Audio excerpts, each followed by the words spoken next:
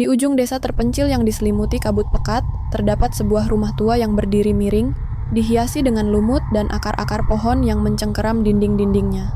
Rumah itu telah lama ditinggalkan, namun kisah tentangnya tetap hidup.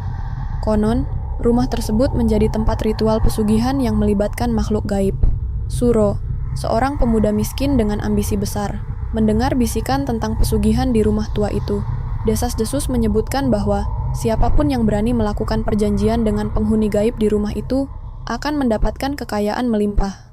Namun, sebagai gantinya, mereka harus menyerahkan sesuatu yang paling berharga. Tertarik oleh janji kekayaan, Suro memutuskan untuk mengunjungi rumah tua tersebut. Malam itu, bulan hanya berupa sabit tipis yang hampir tertelan gelap. Suro membawa ayam hitam dan dupa, seperti yang diajarkan seorang dukun di pasar gelap.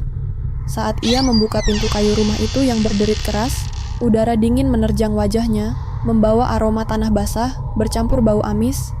Lilin-lilin tua di ruang tengah menyala dengan sendirinya, menciptakan bayangan menari-nari di dinding yang retak. Di tengah ruangan, ada meja tua yang penuh dengan benda-benda aneh. Tengkorak kecil, lilin merah, dan piring-piring berisi darah kental. Suro mulai menyalakan dupa, lalu memanggil entitas yang dikenal sebagai Nyai Loro Biru, salah satu makhluk gaib penjaga pesugihan. "Nyai Loro Biru, aku memanggilmu. Aku datang untuk menukar nasibku," teriaknya dengan suara bergetar. Hening. Tidak ada yang terjadi, namun tiba-tiba lantai di bawahnya terasa bergetar. Dari bayangan gelap di sudut ruangan, sesosok wanita tinggi dengan rambut panjang hitam legam muncul. Matanya berwarna merah menyala, dan senyum menyeramkan terlukis di wajahnya. Ia mengenakan kebaya kuno berwarna biru tua, tubuhnya seolah melayang, tak menyentuh tanah. "Beraninya kau memanggilku, manusia kecil?" Suaranya menggema, dingin dan menusuk. Suro gemetar, tapi ia tetap menyampaikan niatnya. "Aku ingin kekayaan, Nyai. Berikan aku kekayaan, dan aku akan memberikan apa saja yang kau minta." Nyai Loro Biru tersenyum lebih lebar, menunjukkan deretan gigi yang tajam. "Apa saja? Bahkan jika itu berarti jiwa keluargamu." Suro ragu sejenak, tapi ambisi telah membutakan akal sehatnya. "Ya, apa saja," katanya mantap. Nyai Loro Biru mengangkat tangannya, dan tiba-tiba ruangan berubah. Dinding-dinding rumah itu hancur, memperlihatkan pemandangan lautan darah. Di tengah lautan itu, terdapat tumpukan emas dan berlian yang bersinar terang. Suro menatap dengan mata penuh harap. "Tapi ingat," kata Nyai Loro Biru, "kekayaan ini akan menjadi milikmu hanya jika kau memenuhi janjimu. Jika kau gagal, aku akan mengambil semuanya, termasuk nyawamu." Tanpa berpikir panjang, Suro mengangguk.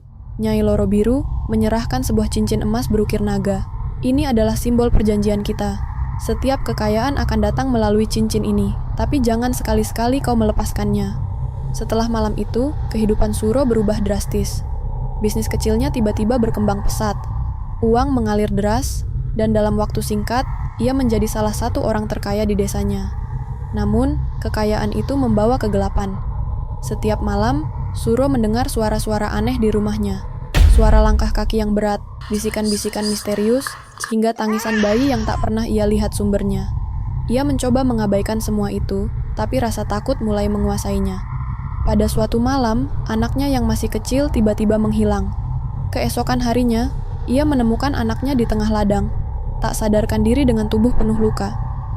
Suro mulai curiga bahwa ini adalah ulah Nyai Loro Biru. Ia mencoba melepaskan cincin itu, tapi cincin itu menempel erat di jarinya, seolah menjadi bagian dari tubuhnya. Rasa panik melandanya. Ia pergi ke dukun yang pernah memberinya petunjuk, tapi sang dukun hanya menggeleng. "Kau sudah masuk terlalu dalam, Suro. Tidak ada jalan keluar, kecuali kau menyerahkan sesuatu yang lebih besar." Suro tahu apa artinya. Ia harus menyerahkan seluruh keluarganya atau dirinya sendiri.